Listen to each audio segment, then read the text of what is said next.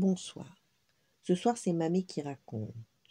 Une histoire de porte magique. Au royaume du Père Noël, il régnait une grande agitation. Les lettres des enfants affluaient par milliers, les lutins fabriquaient des jouets et les reines s'entraînaient dans la forêt de glace pour être en forme le grand soir. Le Père Noël, lui, voulait régler l'heure de son départ avec le gardien de la porte magique, le vieux sorcier Merloc. Fermée toute l'année, la porte préservait le royaume féerique de Noël des curieux et des gens malhonnêtes. Merloc était le seul à pouvoir l'ouvrir. Il ne prononçait la formule magique qu'une seule fois par an, le soir de Noël. Arrivé près de la porte, le Père Noël remarqua l'air abattu du vieux sorcier. « Merloc, que se passe-t-il ?»« Oh, j'essaie de former un nouveau gardien. Je me fais vieux et je suis fatigué. Mais ce n'est pas cette année que je partirai à la retraite. Regardez mes élèves, c'est la catastrophe, dit-il en désignant un groupe de jeunes sorciers.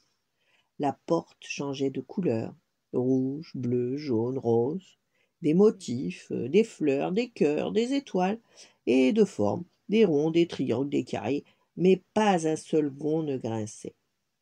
Ils pourront toujours s'occuper à la décoration du royaume, s'exclama le Père Noël dans un fou rire. Maquet le renne écoutait avec attention leur discussion. Il aurait voulu accompagner le Père Noël lors de sa tournée, mais il avait le vertige, et il ne pouvait pas voler comme les autres reines. Alors il prit une grande décision. « Je vais devenir le nouveau gardien. » Et tous les jours, il se rendait discrètement près de la grande porte.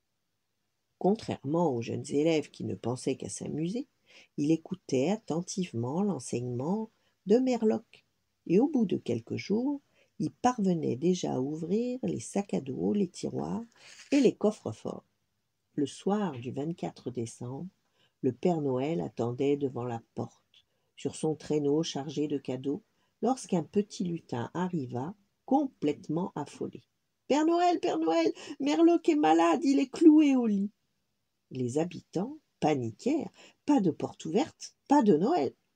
Tous les élèves essayèrent de l'ouvrir sans y parvenir.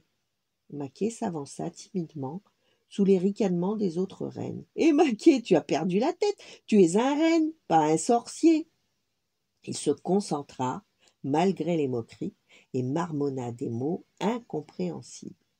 Il virevolta sur lui-même et pointa sa patte d'un coup sec vers la porte.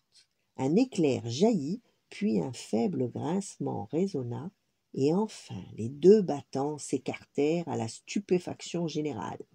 Maquet était très fier. « Maquet, tu es un grand sorcier, dit le Père Noël.